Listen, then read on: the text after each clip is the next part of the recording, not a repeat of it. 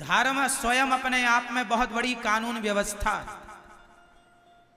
बोलो हाँ या ना।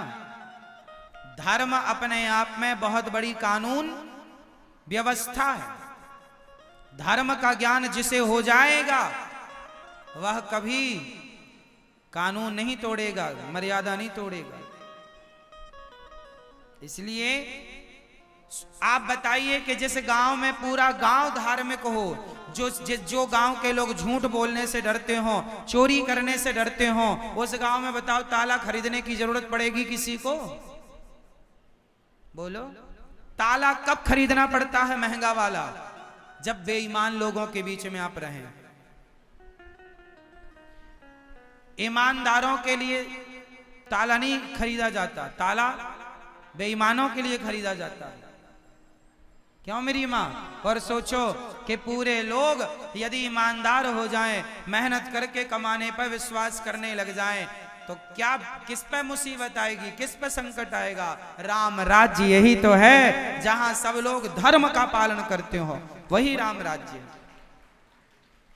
किसी के मन में ईर्ष्या ना हो, किसी के मन में घृणा ना हो, किसी के मन में द्वेष ना हो, किसी के मन में लोभ ना हो, किसी के मन में विषय वासना ना हो, ना ज्यादा काम क्रोध लोभ मोह बुरे नहीं है, पर इनका अति से ज्यादा जब आदमी उपयोग करता है। अब अपनी पत्नी के साथ कोई रहे और पत्नी के साथ रहकर पत्नी के द्वारा संतान उत्पन्न करे तो कोई आपत्ति नहीं है, पर अपनी पत्नी के होते हुए पराई नारी को देखने लग जाए तो ये वाला काम बुरा है। कोई पुरुष अपनी पत्नी, पति पत्नी अपने गृहस्थ जीवन में खुश रहें तो कोई आपत्ति नहीं है, किसी को कोई बुराई नहीं है, पर अपनी पत्नी के होते हुए, अपने पति के होते हुए पर नारी और पर पुरुष को कोई देखे तो ये काम वासना बुरी हो गई। बोलो हाँ या ना, ये बुरा हो गया। तो अति ना हो, ना काम ना क्रोध। क्रोध गुस्सा भी करना चाहिए।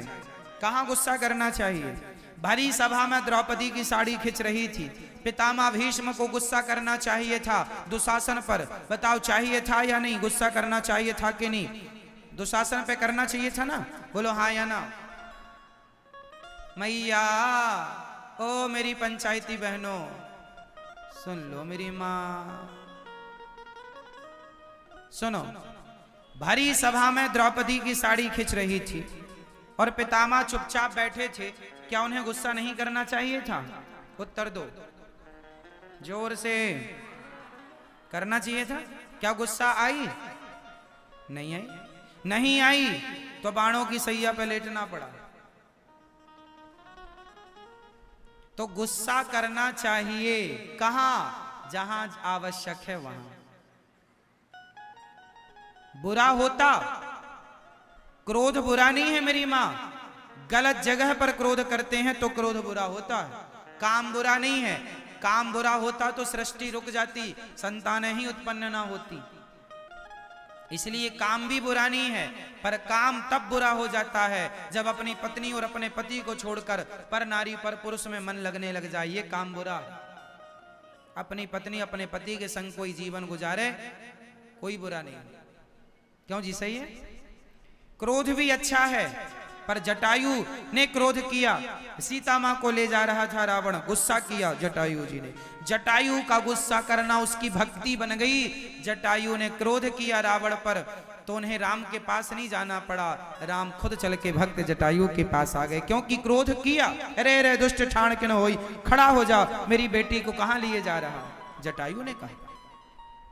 क्रोध करना अच्छा है, पर वहां जहां आवश्यक है, जहां आवश्यक नहीं है वहां।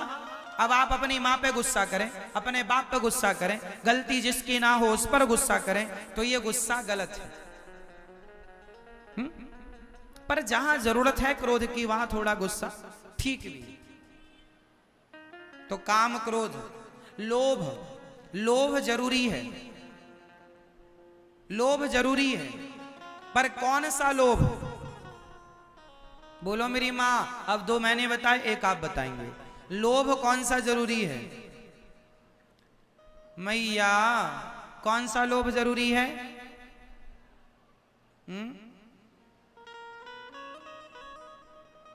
आपको थोड़ा सा लोभी होना चाहिए, लेकिन जिसका लोभी होना चाहिए उसके आप हैं नहीं, जिसका लोभी नहीं होना चाहिए उसके आप लोभी हैं। अच्छा बताओ किसका लोभी होना चाहिए? हाँ, थोड़ा सा ये लोभ किया करो कि देखो फलाने संत हैं, उनका मन कितना शांत है, कितना स्थिर है, मन बिल्कुल शांत है उनका। हमें भी थोड़ा लोभी होना चाहिए, हम भी अपने मन को थोड़ा शांत कर लें, है ना। मन को शांत करने का लोभ करो, भगवान में मन लगाने का लोभ करो। उनका मन ज्यादा लगता है भगवान में, हमारा कम लगता है, हम ज्यादा लगाएंगे। लोभ करो, भगवान में मन लगाने का लोभ होना चाहिए। लेकिन नहीं, आप लोग कहां करते हैं, उसके पास 20 लाख की गाड़ी है, मेरे पास 50 लाख की होनी चाहिए। उसका 2 मंजिला घर है, हमारा 4 मंजिला होना चाहिए। जहां लोभ करना चाहिए वहां आप लोभ करते हैं, जहां लोभ नहीं करना चाहिए वहां पड़े हैं पीछे, इसलिए लोग परेशान हैं। क्यों मेरी माँ? लोभ कहाँ करना चाहिए कि उनका मन भगवान में इतना लगता है, हे गोविंद हमारा मन कब लगेगा, हम भी लोहे बिहारी जी हमारा भी मन लगाओ, भगवान के पास जाओ लोभ से, इस लोभ से कि प्रभु हम बार बार इसलिए आ रहे हैं ताकि हमारा मन भी आपके चरणों में लग जाए, ये लोभ से आ रहे हैं। लेकिन आप किस लोभ से जाते हैं? बहू के बेटा हो जाए भगवान, इस लोभ से आ रहे हैं हम। ये लोभ गलत है। हम बिहारी जी का दर्शन करने इसलिए जाएं कि प्रभु हमारा मन सदा आप में लगा रहे, हम इसलिए दर्शन ना करने जाएं कि बहू के बेटा हो जाए, अरे भगवान करे बेटा हो जाए। लेकिन बेटा होना ना होना ये भाग्य की बातें हैं, जो भाग्य में वो मिलेगा, जो नहीं है वो नहीं मिलेगा, सिंपल बात है। इसलिए इनकी रिक्वायरमेंट नहीं होनी चाहिए भगवान से, हमें ये दे दो ये दे दो, ना देना है विधाता देंगे। भगवान में मन लगना बड़ा धन है। बताइए, मन भगवान में जिनका अम्मी भगवान में मन जिनका लगा है वो ज्यादा अमीरी है, या जिस बहू के 4-6 बच्चे पैदा हो गए वो लोग अमीर हैं? बच्चे हो जाना अमीरी नहीं है, बच्चे तो सुअर के भी हो जाते हैं। मन भगवान में लग जाना, ये मानव का तन बच्चा पाने नहीं मिला, ये मानव का तन बहू के बेटा को पाने के लिए नहीं मिला, ये मानव का तन रुपया पैसा कमाने के लिए नहीं मिला, ये मानव का तन भगवान में मन लगाने के लिए मिला है। ये समझो, समझो कि ये मानव का तन जा रहा है। एक मुट्ठी बालू अपने हाथ में दबाइए, बालू मतलब रेत, रेत दबाइए, धीरे धीरे करके रेत का एक एक कण खिसकता चला जाएगा और थोड़ी देर बाद आपकी मुट्ठी खाली हो जाएगी। बोलो हाँ या ना, हाँ या ना बोल दो। उसी तरह जैसे आपकी मुट्ठी से रेत बालू खिसक गई, ऐसे आपका ये मानव का तन, मानव का शरीर उस बालू की तरह है, धीरे धीरे ये भी आपके हाथ से खिसका जा रहा है। फिक्र नहीं है तुम्हें कि तुम्हारा मन कहाँ है? कब संभालोगे अपने मन को, कब लगाओगे भगवत चरणों में, भगवान के चिंतन में मेरी माँ। इसलिए मन भगवान में लगाना सबसे बड़ी जीत है। मीराबाई ने कोई बेटा नहीं पाया, नाम बताओ मीराबाई के बेटे का, मैं लिख लूं, याद कर लूंगा। क्या नाम था मीराबाई के बेटे का? बेटा ही नहीं हुआ। अच्छा, तो मीराबाई ने दर्शन, तो मीराबाई ने शायद भगवान से मांगे, भगवान मैं तुम्हारी इतनी बड़ी भगत हूं, मुझे बेटा नहीं दिया। क्या मीरा ने कभी बेटे के लिए आंसू बहाए? क्यों नहीं बहाए? क्योंकि वो बहुत बड़ी समझदार हैं। मीरा जी कहती हैं कि मानव का तन हमने बेटे को पाने के लिए नहीं, गोविंद को पाने के लिए लिया। इसलिए कहा है कि मेरे तो गिरधर गोपाल, दूसरो ना कोई। समझो मेरी मां, समझो। बड़े भाग्य मानुष तन पावा, दुर्लभो मानसो देहो, कौमार आचरित प्राज्ञो धर्मान भागवता निहा। दुर्लभम मानुषम जन्म तदप्य ध्रुवमर्चदम। प्रहलाद जी समझा रहे हैं कि धर्म की पढ़ाई पढ़ो और मोक्ष की पढ़ाई पढ़ो, बीच में अर्थ तो आ ही जाएगा। भूखा कोई नहीं मर रहा है। जंग आप हिमालय जाइए, वहां भी देखिए गुफाओं में बड़े बड़े साधु बैठे हैं, बर्फ की चादर चारों तरफ है, वहां भी वो भजन कर रहे हैं। मरे नहीं भूखे, क्योंकि जिस परमात्मा ने मां के पेट में ना मरने दिया, वो संसार में कहीं नहीं मरने देगा, यदि उस पर विश्वास है तो।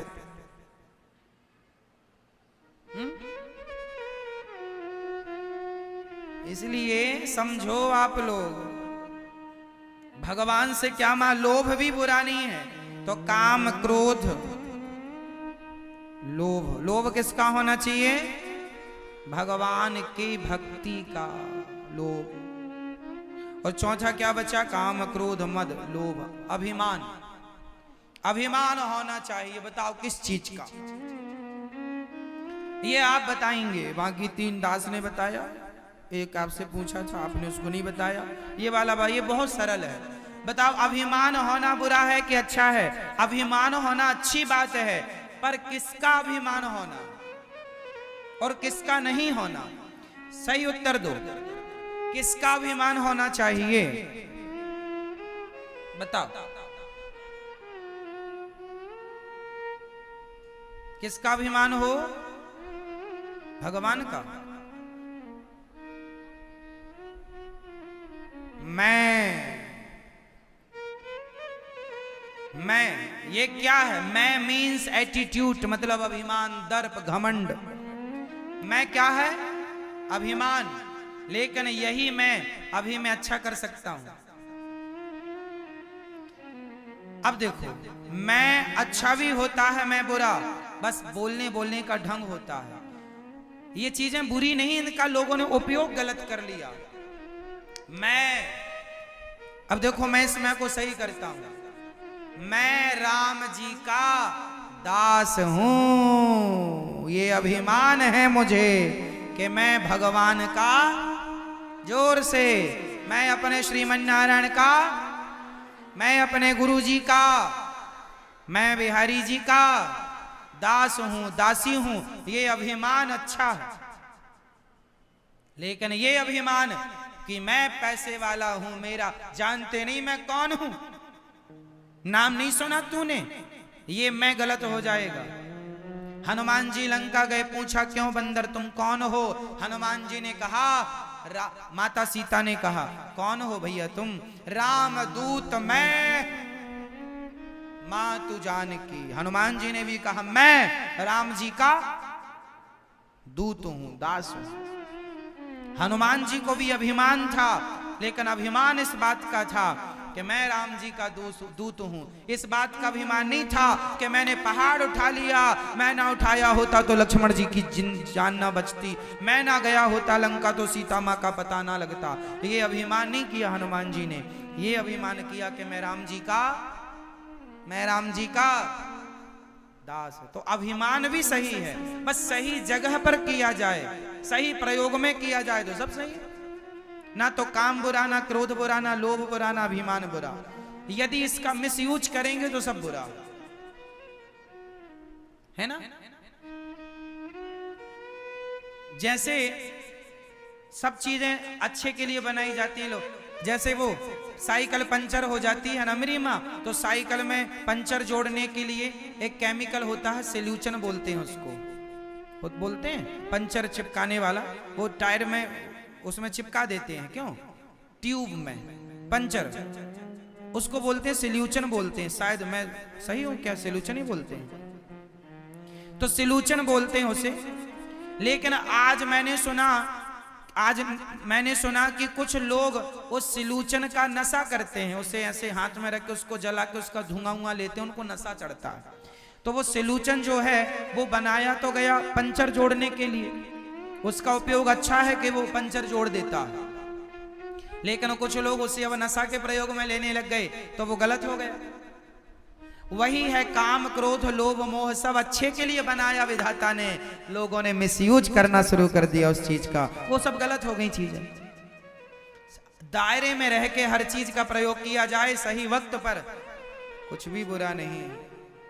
प्रहलाद जी खूब भगवान का भजन करते हैं। उनके मित्रों ने कहा, तुम इतनी छोटी सी उम्र में इतना भजन कैसे कर लेते हो, तुम्हें इतना ज्ञान कहां से आया? प्रहलाद जी ने कहा, ये मेरे भगवान गुरु जी की कृपा है, नारद जी ने मुझे मंत्र दिया।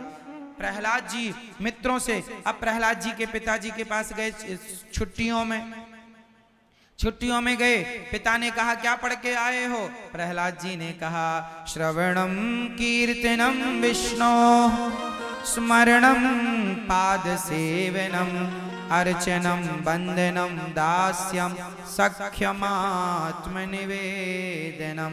मैंने 9 भक्ति सीखी, मैंने 9 बातें बढ़िया सीखी हैं। भक्ति कितने प्रकार की होती है? 9 प्रकार की। नवधा भगति कहूं तो ही पाही। 9 भक्ति। प्रथम भगति संतन कर संगा, दूसर रति मम कथा प्रसंगा, गुरुपद पंकज सेवा, तीसर भगति अमान, चौथी भगति मम गुणगन करहि कपट तजिगान, मंत्र जाप मम दृढ़ विश्वासा, पंचम भजन सुवेद प्रकाशा, षडदमशील विरत बहुकर्मा, निरत निरंतर सज्जन धर्मा, सातव सम मोही मैं जग देखा, मोते संत अधिक कर लेखा, आठव जथा लाभ संतेसा, सपन हूँ नहीं देखहीं पर दोसा, नवम सरल सब सन छलहीना, मम भरोस ही हरस न दीना। ये 9 भक्तियां। अब हिंदी में समझा दूं, स्पष्ट समझो।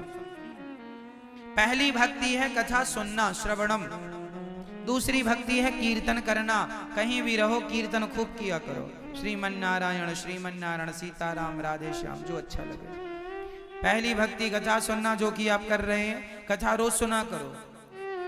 टीवी पे ना सुन पाओ तो मोबाइल पे सुना करो। यूट्यूब पर अनिरुद्धाचार्य डाल लो, आपके मोबाइल पे कथा चालू हो जाएगी। आप अपने मोबाइल पे कथा सुनना स्टार्ट कर दो। कितने लोग मोबाइल पे कथा सुनते हैं? चैनल को सब्सक्राइब कर लिया कि नहीं आप लोगों ने? नहीं किया सो कर लीजिए। ऐसे यूट्यूब पे अनिरुद्धाचार्य चैनल खुल के आएगा, ऐसे लाल बटन आप क्लिक कर लेंगे तो चैनल को आप सब्सक्राइब करके इसके सदा के लिए परिवार के सदस्य बन जाएंगे आप भी। 87,70,000 लोगों का परिवार जुड़ा है यूट्यूब पर। कितने लोग जुड़े हैं? 87 लाख, 87 लाख। और सारे प्लेटफॉर्मों के जोड़ दिए जाएं तो लगभग 1.5 करोड़ लोग जुड़े हैं।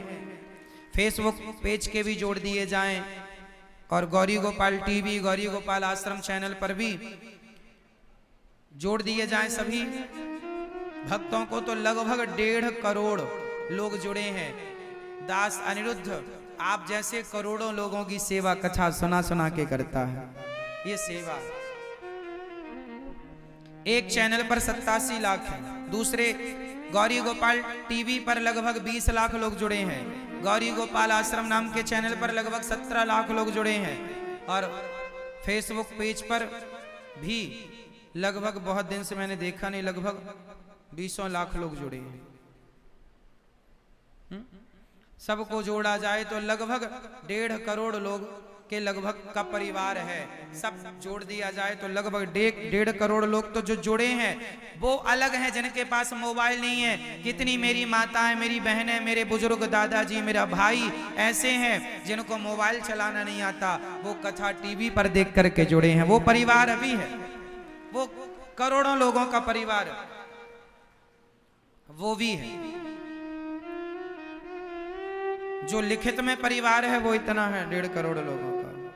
बाकी तो जो घर घर मेरी माताएं कथा सुनती हैं, भारत का ऐसा शायद कोई गांव हो जिस गांव में ये दास अनिरुद्ध की वाणी ना पहुंचती हो, ठाकुर जी की कथा ना पहुंचती हो। सारे गांव गांव में हमारी माताएं, बूढ़ी माताएं कथाएं सुनती हैं समय निकाल निकाल कर।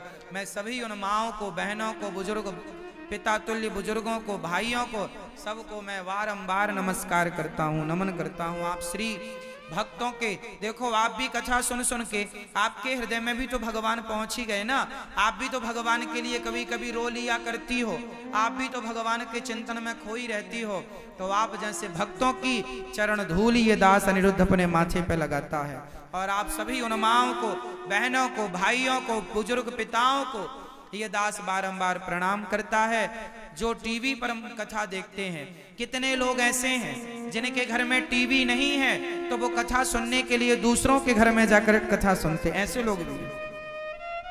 कितनी मेरी माँ बहन ऐसी हैं कि जिनको कथा किसी ने सुनवाई, परंतु उनके घर में टीवी नहीं, मोबाइल नहीं, तो उन्होंने घर में टीवी केवल कथा सुनने के लिए टीवी खरीदी है। ऐसे भी लोग हैं जो कथा सुनने के लिए केवल टीवी लेकर आए कि साधना चैनल।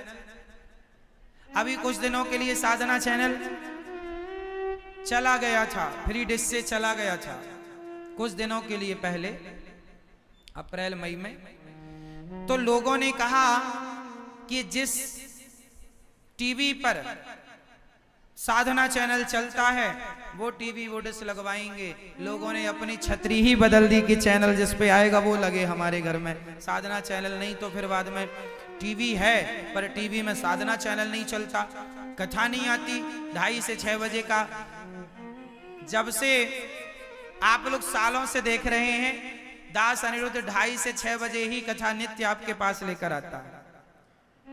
आप लोगों का जो समय पास नहीं होता था जिनका, अब वो कथा सुन के उनका समय गुजर जाता है और भगवत भक्ति भी बढ़ रही है, ज्ञान भी बढ़ रहा है। कितने आप में से ऐसे कितने लोग हैं जिनके जीवन में कथा सुनने के बाद खुशियां आई हैं, जीवन बदला है। इतने लोग हैं जो टीवी पर कथा सुन रही हैं मेरी माँ बहन, यूट्यूब पर। आप भी उठाइए अपना हाथ और ये सोचिए कि ठाकुर जी आपको देख रहे हैं, भगवान जी आपको देख रहे हैं। आपने भी कथा सुन के अपने जीवन में कोई ना कोई बदलाव जरूर किया होगा और इसके साक्षी भगवान है। तो बस मेरी माँ, आप सुनती रहा करो कथा, औरों को भी प्रेरित किया करो, केवल आप ही ना सुना करो, औरों को भी प्रेरणा दो। आप कितने लोग औरों को प्रेरित करते हैं कथा के लिए? करते हैं आप लोग? औरों को भी कहा करो, आप भी सुनो। क्या फालतू बैठने से क्या मतलब, कथा सुनो, मोबाइल पर सुनो, टीवी पर सुनो, है ना। मैया ओ मेरी माँ कहाँ जा रही हो मेरी माँ? झोले में कथा भर ली मेरी माँ, जा रहे हो गई। झोला में कुछ कुछ भरा दिख रहा है, कथा ही भरी है ना। ठीक है, ट्रेन छूट रही हो तो आप जाना। समोसा खाने तो नहीं जा रही हो मेरी माँ? हाँ ठीक है, जल्दी आना मेरी माँ, टाटा।